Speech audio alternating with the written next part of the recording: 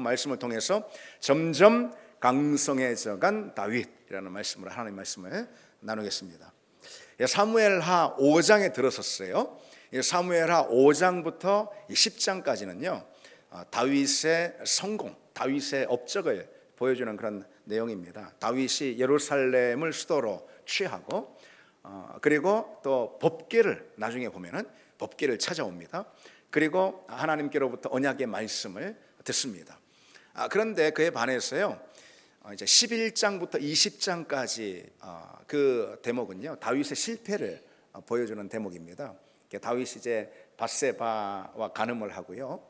그로 인해서 이제 압살롬 그리고 또 이어서 세바의 반역이 또 연달아 일어나는 그런 이제 다윗의 실패 또 어려움을 보여주고 있습니다.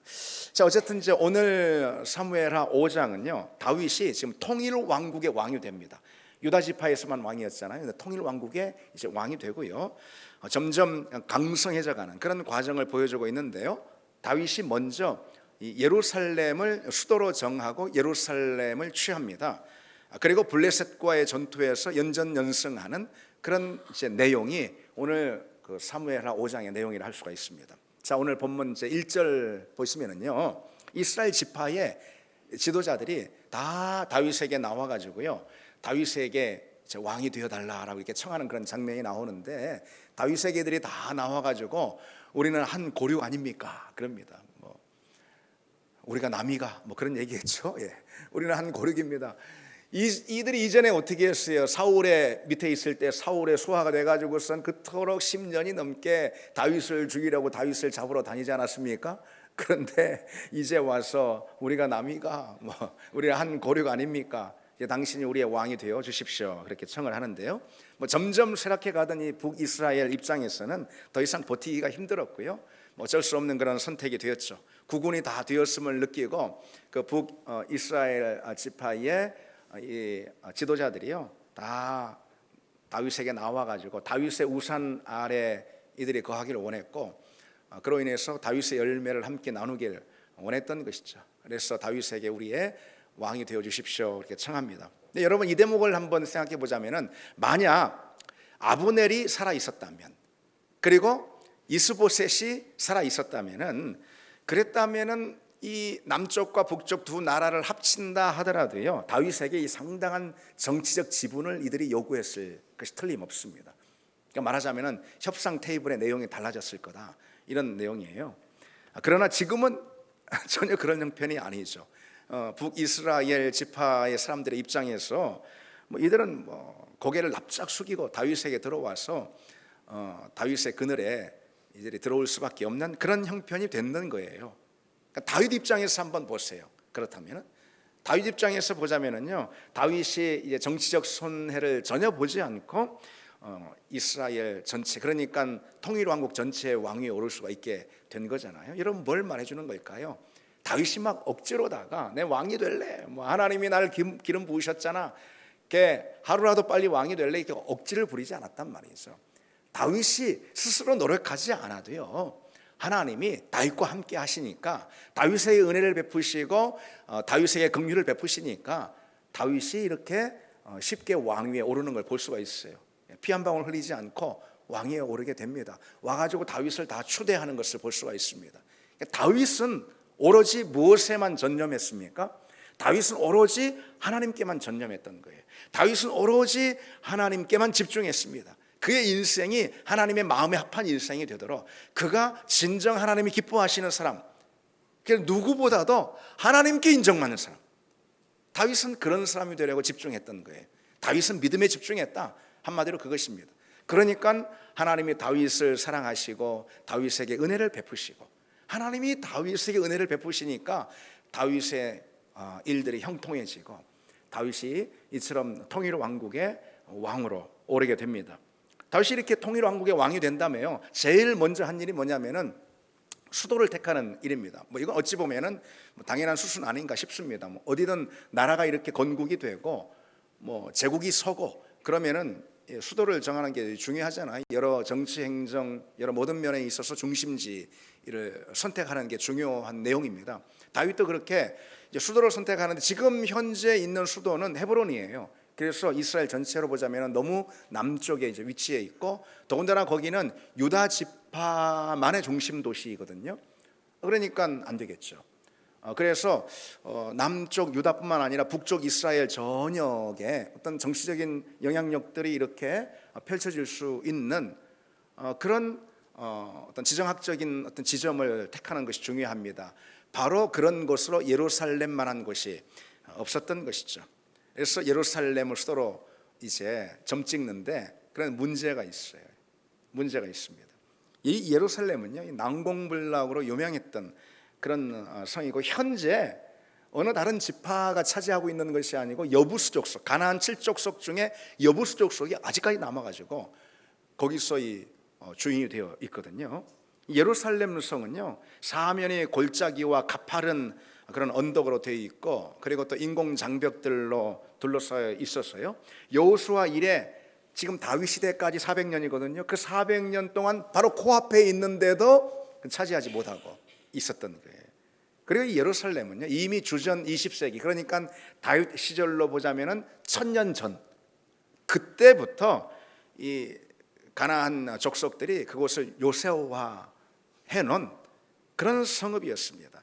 그래서 이스라엘 백성들이 다윗 시절로 보자면 400년 전에 이 가나안 정복 전쟁을 펼치는데 그 예루살렘 성체가 너무 견고해 가지고 그걸 뚫지 못했습니다.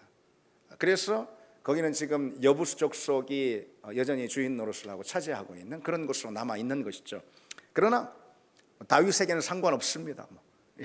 다윗은 믿음으로 나가는 거니까, 다윗은 언제나 믿음으로 직진하는 거니까 다윗에게는 상관없어요. 그것이 제일 중요하다 여겨지면은 예루살렘 성을 공격할 태세를 다윗이 갖추게 되는 것이죠. 그러자 이 예루살렘 성 안에 있는 여부수 사람들이 그 다윗을 비난하면서 뭐라고 말하냐면요, 오늘 이제 6절에 보시면은 네가 결코 이리로 들어오지 못하리라, 맹인과 다리 저는 자라도 너를 물리치리라, 이렇게 해요.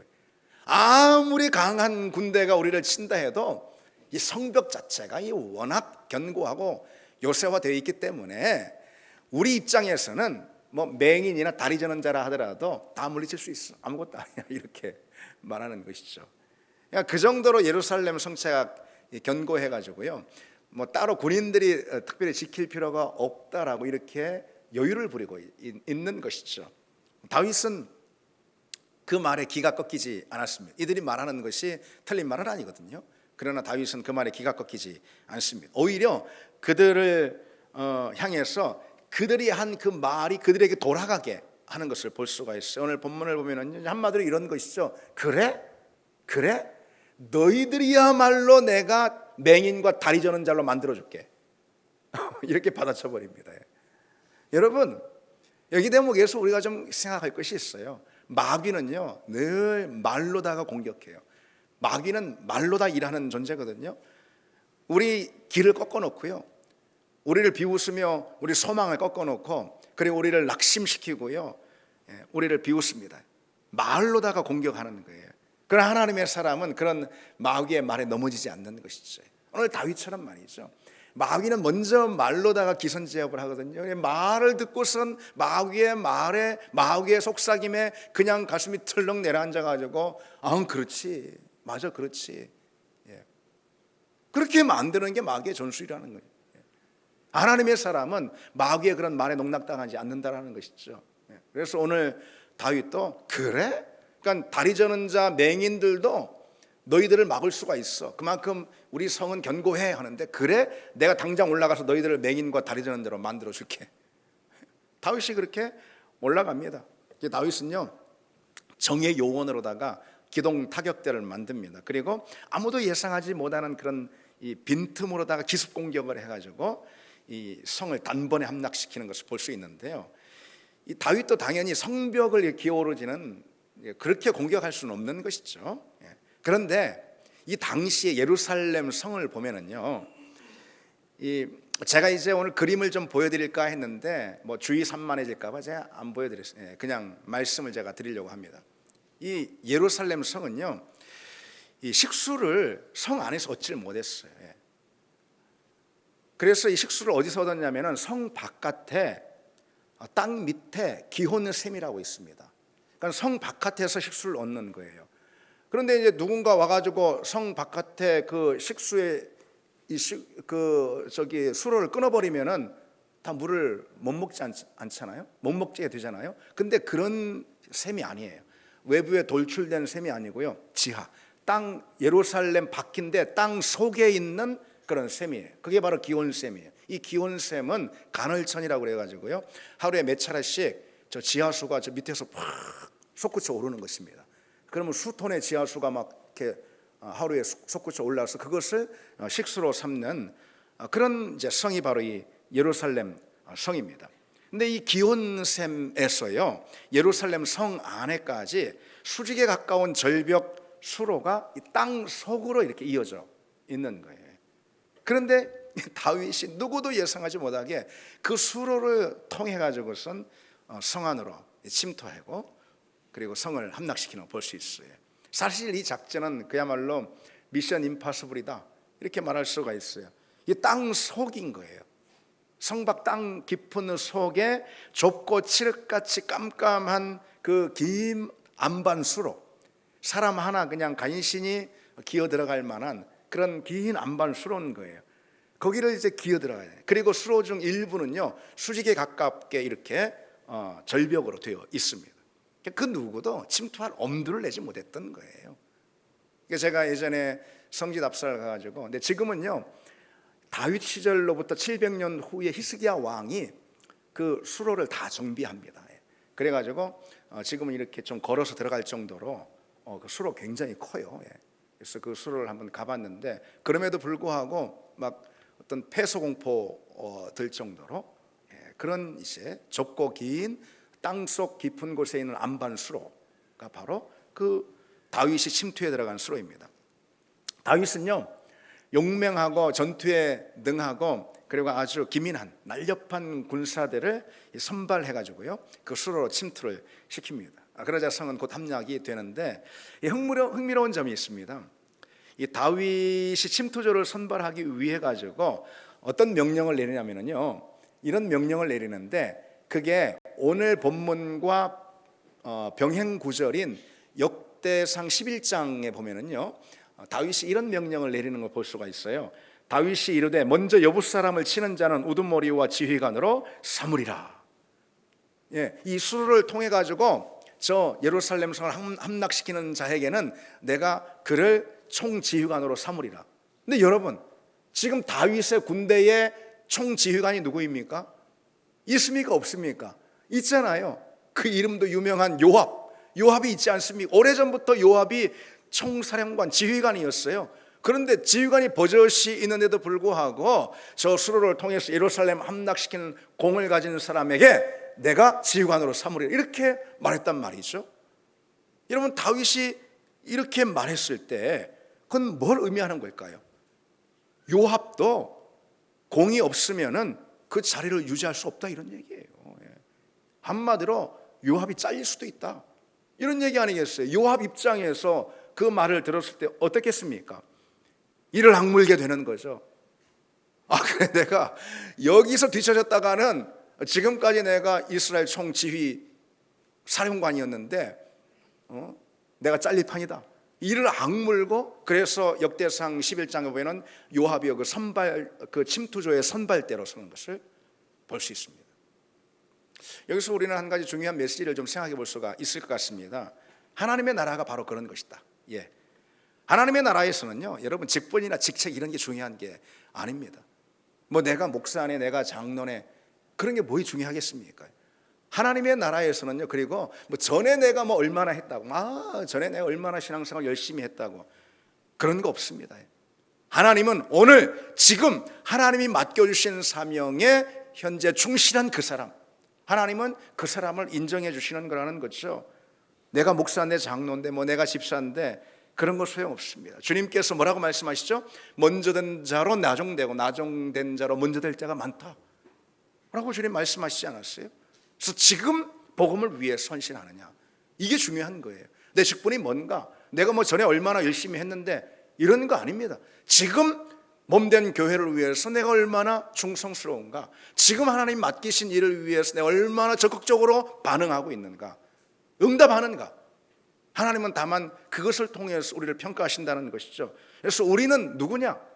현재 바로 지금 표대를 향해서 여전히 달려가는 하나님의 종들이다.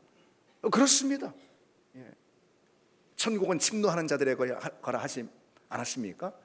여러분, 우리의 그런 열심이 있기를 바랍니다. 잠시라도 안이해지는, 우리가 선줄로 알거든 넘어질까 조심하라 그러지 않았습니까? 우리 믿음이 선줄로 알았다가 안 되는 것이, 안이하게 생각해서 안 되는 것입니다. 우리는 언제나 긴장을 가지고, 영적인 긴장이 있지, 믿음의 긴장을 가지고 주님이 지금 우리에게 맡기신 그 현실에 충실하는, 그리고 응답하는 하나님의 종들이 다 되기를 바랍니다.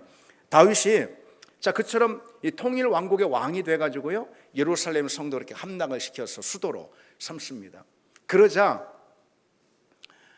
그것을 가장 불안한 눈으로 지켜보는 나라가 있었습니다. 당연히 어딜까요, 여러분? 블레셋 아니겠습니까? 블레셋. 블레셋은 다윗에게 계속 승승장구하는 모습을 보고 위기감을 느낍니다. 그래서 아예 미리 싹을 자르는 게 낫겠다 하고선 이스라엘을 침공하는 것을 볼 수가 있어요.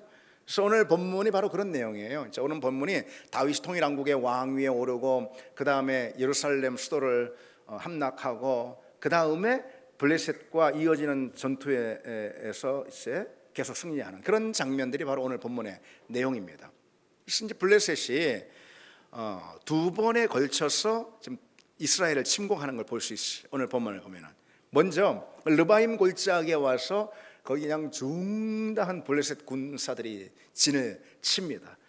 그리고 이 르바임 골짜기는 어디냐면은 예루살렘 남서쪽에서 가까운 그런 지점을 말하는데, 거기에 블레셋 군대가 다 진을 치고 이제 전쟁을 시작할 그런 기회만 노리고 있는 것이죠. 당시 블레셋의 군사력은요, 이스라엘 게임이 되지 않았습니다.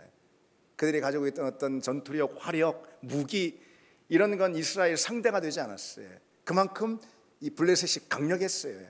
블레셋이 전투 가운데 거의 다 이겼다라는 것이죠. 그러나 오늘 이제 본문의 이 전쟁의 내용을 보면 두 번에 걸쳐서 전쟁의 내용이 나오는데, 뭐 길게 상세하게 기록되어 있지도 사실 않거든요. 다윗이 그만큼 손쉽게 이겼다라는 걸 보여주는 거예요. 전쟁의 내용을 막 상세하게 기술하고 있지 않는 것은 다윗이 손쉽게 이겼다. 그래서 오늘 본문을 보면은요, 마치 홍수가 휩쓸듯이 그렇게 블레셋 사람들을 다 전멸시켜 버렸다, 이렇게 기록하고 있습니다. 본문 20절을 보시면은요, 여호와께서 물을 흩음같이 내 앞에서 내 대적을 흩으셨다 하므로 그곳 이름을 바알 브라심이라 부른다, 이렇게 했습니다. 심지어 이 전쟁에서, 이 첫 번째 전쟁에서 블레셋 군사들은요, 완전히 대패를 해가지고 자기들 우상 신상을 가져왔단 말이죠. 고대 전쟁이 그런 거예요. 우리의 신이 너희들의 신을 이긴다 뭐 하면서 이 전쟁이 그런 개념이거든요. 자기들 신상을 가져왔어요. 그런데 뭐 어찌나 황급히 막 도망했는지 혼비백산이 돼가지고선 도망하는 바람에 우상마저 그냥 놓고 도망하고 말았단 말이죠. 다윗이 완전히 승리한 것이죠. 오늘 본문의 블레셋과의 전쟁을 기록하고 있는 이 성경의 대목을 좀 주목해 볼 필요가 있습니다. 성경은요, 오늘 본문은요, 다윗이 싸우기도 전에 승리를 선언해 버리는 것을 볼 수가 있어요.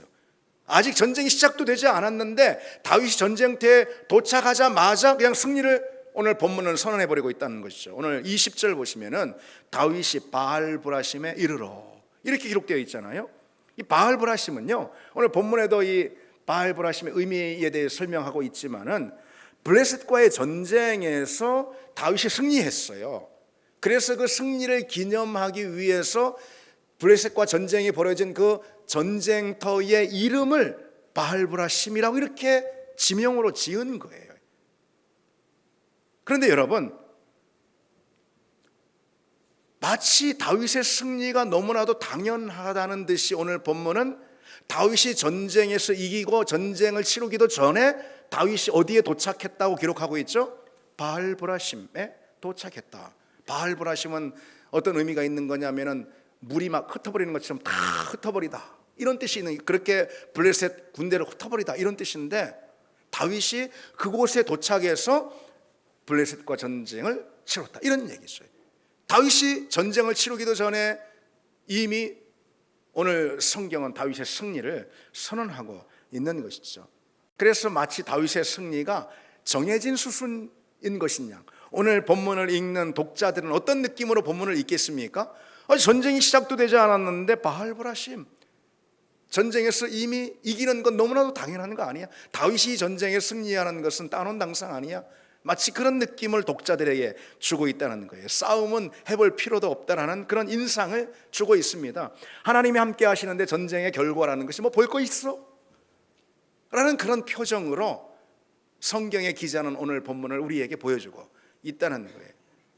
본문을 보면은 이 전체적으로 말이죠, 사무엘하 5장이 어떤 느낌이냐면은 다윗이 매사에 이기고 다윗이 강성해 가는 거, 이거는 마치 다윗의 운명처럼 그렇게 되는 게 다윗의 운명이다, 이런 기록을 우리에게 보여주고 있어요. 성경이 좀 뭘 강조하고 있는 거겠습니까? 아까도 말씀드렸듯이 하나님의 사람에게 그런 은혜가 있다, 이걸 강조해주고 있는 거예요. 하나님이 함께 하시는데 과연 누가 대적이 되겠는가? 그러니 다윗에게 중요했던 것은 무엇이었죠? 오로지 하나님께 전념하는 것, 하나님께 집중하는 것. 내가 하나님의 사람이 되냐 안 되냐, 이것이 다윗 입장에서는 죽느냐 사느냐의 문제인 거예요. 내가 하나님의 사람이 되느냐, 내가 하나님의 은혜를 던지는 사람이 되느냐, 하나님의 긍휼이 과연 나에게 임하느냐, 내가 하나님께 인정받는 사람이 되느냐, 하나님이 내 믿음을 보고 기뻐하실까? 다윗에겐 오로지 그것이 중요했고 다윗은 그것에만 전념했습니다. 그러니 하나님의 은혜가 다윗에게 임하게 되었고, 하나님의 은혜가 다윗에게 임하니 나머지는 너무나도 당연한 거예요. 성경의 기자가 오늘 보여주듯이 전쟁이 시작하기도 전에 마치 이게 전쟁 다 이긴 것처럼 우리에게 보여주고 있듯이 말이죠, 점점 강성해지고 점점 승리하는 것이 마치 다윗에겐 운명처럼 그렇게 오늘 성경은 강조하고 있습니다. 여러분, 우리에게 제일 중요한 것은 하나님께 집중하는 것임을 믿습니다. 우리가 하나님께 집중하고 하나님의 사람이 되면은 하나님은 우리 하나님이 되시는 줄 믿습니다. 우리가 하나님의 일을 소중히 여기고 하나님의 일에 전념하면 하나님은 우리의 일을 책임져 주시는 줄 믿습니다. 블레셋이 그렇게 1차 전쟁에서 패배한 거예요. 그런데 정말 중요한 거, 그들의 신상을 다 버려두고 도망했잖아요. 이거 있을 수 없는 일이에요. 그래서 신상을 다시 찾아야 할 거 아니겠어요? 다시 전쟁을 일으킵니다. 그것이 2차 전쟁이에요. 근데 이번에도 똑같이 르바임 골짜기에 진을 이렇게 다 치는데, 그러면 이제 다윗이 바로 지난번 전쟁에서 이겼잖아요. 크게 대승을 했지 않습니까? 근데 똑같은 르바임 골짜기에 진을 치고 있다니 말이죠. 그래서 이제 전쟁이 이제 시작되게 됐는데, 그렇다면 다윗 입장에서는 뭐 굳이 하나님께 또 물을 것이 뭐 있겠습니까? 그렇잖아요. 그런데 다윗은 그렇지 않아요. 다윗 이번에도 하나님께 또 여쭙습니다. 지금 상황이나 지난번 상황이나 다른 것이 없어요. 그럼에도 다윗은 이번에도 하나님께 여쭙습니다.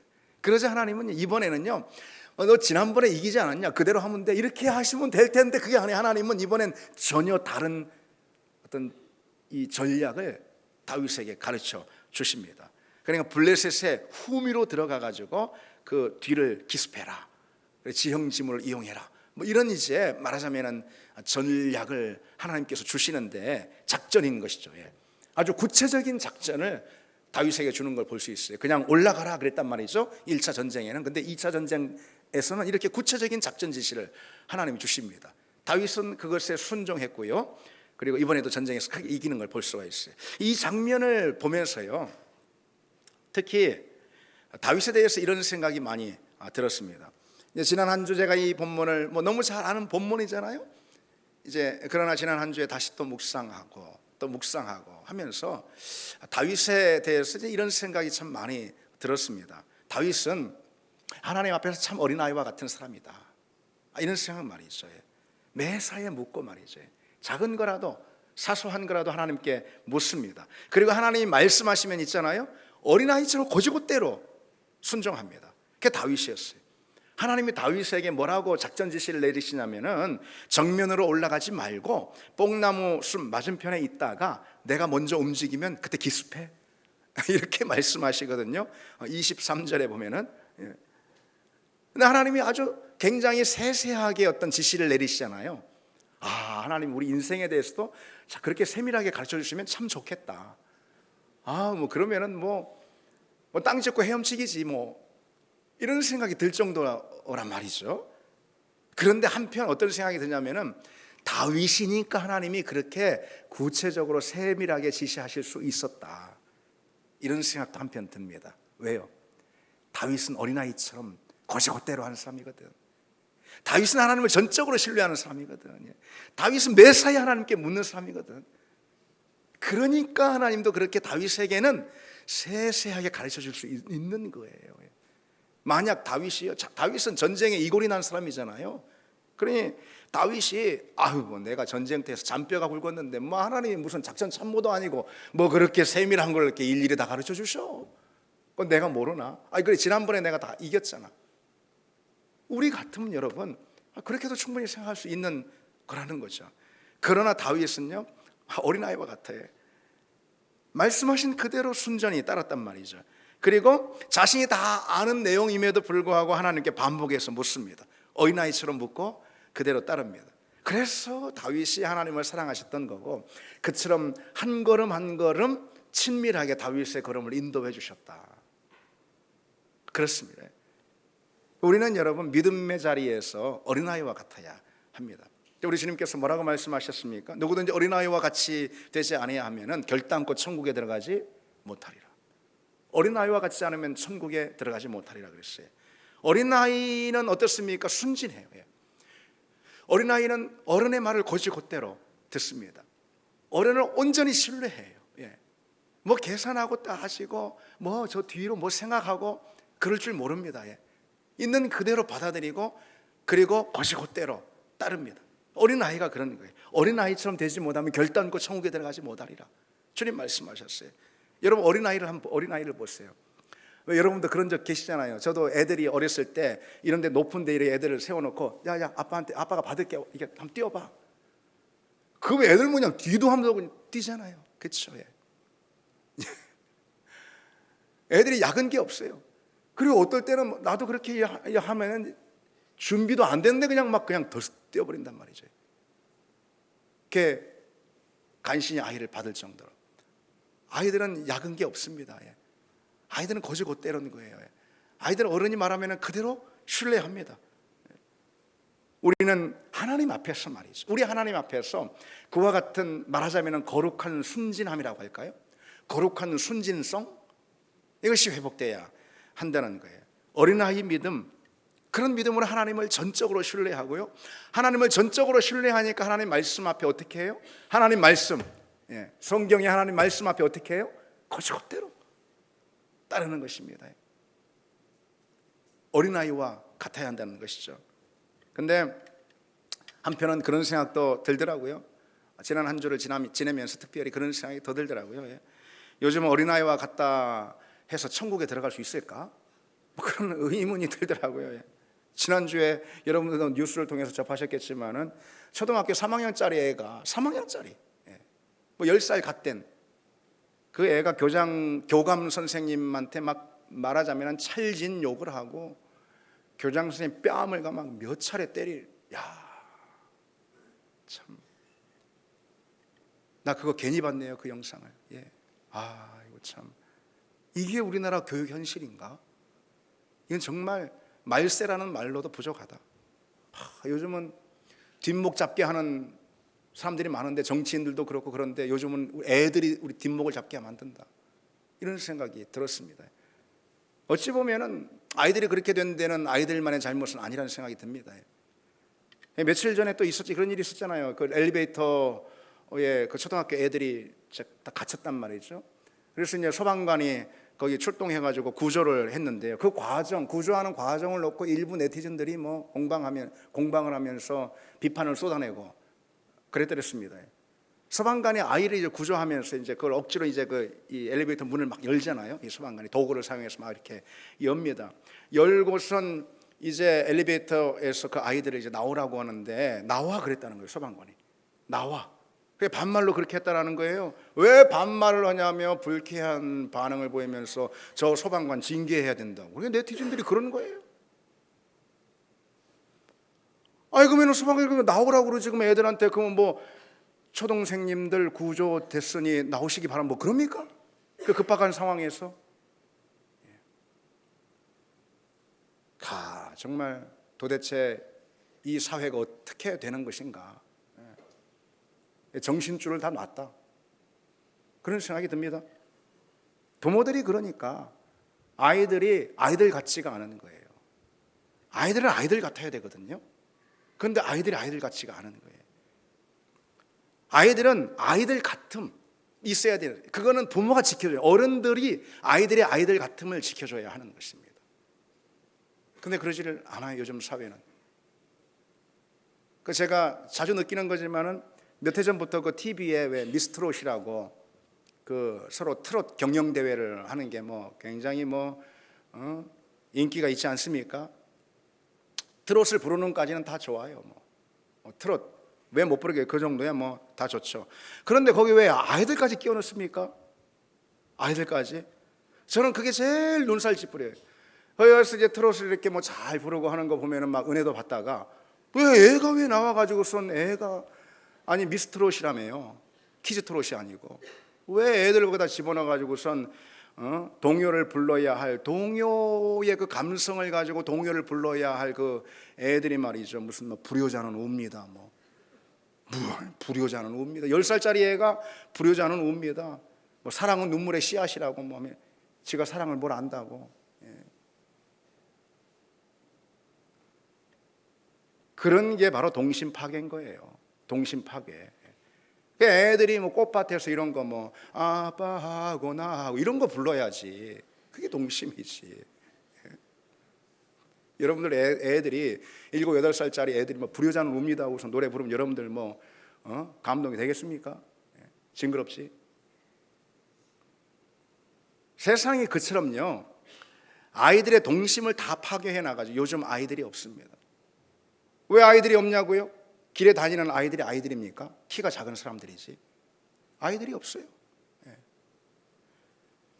그래서일까 신앙의 자리에서도 어린아이가 없습니다. 다윗과 같은 어린아이의 그런 믿음, 신앙의 자리에서 어린아이의 믿음을 찾을 수가 없습니다. 머리만 크고 다들 감각만 발달했습니다. 어린아이처럼 하나님을 그대로 신뢰하고요, 어린아이의 거룩한 순진성을 갖고 그런 걸 다 잃어버렸단 말이죠. 고지고대로 믿지 못합니다. 다들 너무 똑똑해가지고요, 고지고대로 믿는 사람 보면은 어리숙해 보이고 코웃음만 나올 뿐이라는 거죠. 이전에 이 강단에서요, 저보다 한 세대 위의 선배 목회자들이 그랬습니다. 새벽기도 나와야 인생이 승리하고, 새벽기도 나와야 인생이 복받는다고, 새벽기도 나와야 잘 된다고 그랬습니다. 그러면요, 다 성도들이 고지고대로 믿었습니다. 아멘 아멘 하면서 거기다가 아이고 성경에 어디에 뭐예요 이런 생각 안 했습니다. 새벽기도 나와야 복받고 인생이 잘 된다 그러면 다 아멘. 그런 어린아이와 같은 어떤 거룩한 순진성이 있었습니다. 심지어 제가 그 전도사로, 전임 전도사로 있었던 그 교회에서는요, 권사님들이, 목사님이 이렇게 새벽기도를 강조하니까 이 새벽기도에 대한 경쟁심이 더 생겨가지고, 어떤 어린아이처럼 순진한 어떤 그런 경쟁심 이런 게 생겨가지고요, 그 권사님들이 새벽에 1분이라도 일찍 나와가지고 교회 문고리를 잡고 있는. 왜냐하면 이제 문은 이제 거기 관리 집사님이, 사찰 집사님이 열어줘야 되거든. 잠고 있거든요. 근데 문고리를 잡고 있는 거예요. 나보다 먼저 오늘 하루 새로 시작됐는데 나보다 먼저 저 예배당에 들어가면 안 돼. 내가 제일 먼저 들어갈 거야. 여러분, 그런 신앙이 좀 우습습니까? 어떻게 보이십니까? 수준이 낮아 보이십니까? 저는 그 시절 권사님들의 신앙의 모습이 참 그립습니다.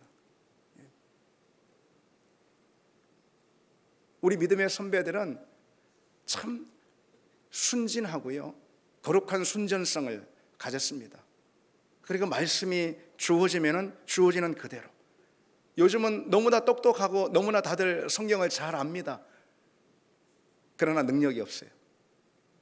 믿음의 능력, 경건의 능력이 없습니다. 우리나라 초기 교회에 이런 일이 있었어요.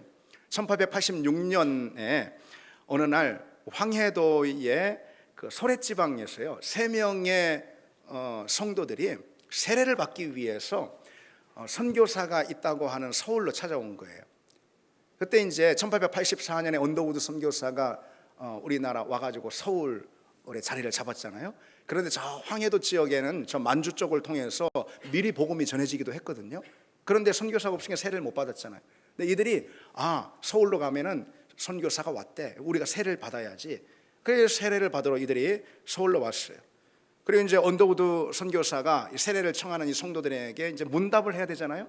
문답을 하려고 하는데 뭔가 보여주려고 두루마리를 이렇게 벗더니 다 등을 돌리는 거예요. 이렇게 보니까 등 뒤에 다들 나무 십자가를 메고 있는 것입니다. 그래서 이 언더우드 선교사가 당황해가지고 이게 뭐냐라고 하니까 답하는 말이, 아니 성경에 그렇게 써 있지 않습니까? 누구는 나를 따라오려거든 자기를 버리고 자기 십자가를 지고 나를 따르라고 하지 않았습니까? 우리가 이렇게 세례를 받는 이 귀한 날인데 더더욱 우리가 십자가를 지고 왔습니다. 여러분, 언더우드 선교사가 어떻게 했을까요? 세상에 뭐 말씀이 그런 식으로 말씀이 이런 무식하게 그렇게 했을까요? 아닙니다. 언더우드 선교사가 엄청나게 큰 감명을 받고 이들에게 세례를 준 다음에요, 바로 그 사실을 자신을 파송했던 미국 선교부에 편지로다가 보냈습니다. 그 글이 남아 있습니다. 이런 기록도 있습니다. 우리나라 초기교회 기록 가운데 강화도의 홍이마을에 종순일이라는 아주 대단히 큰 부자가 있었는데요, 강화 지역에서 이 사람에게 돈을 빌리지 않은 사람이 없다고 할 정도로 굉장히 큰 부자였습니다. 그런데 그가 예수를 믿고 그리스도인이 된 거죠. 그리스도인이 됐으니까 이제 말씀을 읽는데 어느 날 마태복음 18장에 나오는 예수님의 그 빛 탐감 비유 있지 않습니까? 그 빛 탐감 비유를 읽게 되었어요. 그리고는 뭐 그 빛 탐감 비유를 읽고 아멘 할렐루야 하고선 그래 은혜 받고 넘어가면 될 텐데, 아니에요. 이분은 막 고민 그 주간 내내 고민을 한 거예요. 그러다가 주일 예배 마치고선 자기에게 빚지는 사람을 다 자기 집으로 불러가지고선 빈 문서를 통에 넣고 다 불살라 버린 거예요. 그것이요 1900년도 6월 6일자 대한 그리스도인 회보에 실렸습니다. 여러분, 우리 믿음의 선배들은 그런 순수함이 있었어요. 말씀에 순진하게 반응했습니다. 곧대로 믿었습니다. 그러니 이들의 믿음에는 능력이 있었던 것이고 이들은 믿음을 통해 능력을 드러낼 수가 있었던 거죠. 여러분, 그런 어린아이 같은 믿음 우리가 사모하면 어떻겠습니까? 요즘은 너무나도 똑똑해져 가지고요, 전화 여러 번이나, 그러나 능력이 있습니까 거기에? 그러나 거기에 하나님의 은혜가 있습니까? 어떻습니까? 여러분, 우리가 좀 순진하게 어린아이와 같이 하나님 말씀에 곧대로 반응하고 우리가 오늘 다윗처럼 말이죠, 그런 거룩한 순진함을 회복하는 은혜가 우리에게 있기를 원합니다. 하나님이 그 사람을 사랑하실 줄 믿습니다. 하나님이 그 사람에게 하나님의 은혜를 부어주실 줄 믿습니다. 오늘 다윗이 그랬죠. 다윗이 그와 같은 믿음으로 이 블레셋과의 전쟁에서 크게 이기는 걸 볼 수 있어요. 그리고 이 블레셋을 게바에서 게셀까지 몰아내 버렸다 이렇게 되어 있는데, 이거는 이스라엘 입장에서 보자면은 서쪽으로 30km 넘게 이 블레셋을 밀어내 버리는 거예요. 그러니까 블레셋 입장에서 보자면은 혹대로 왔다가 혹 붙이게 된 것이죠.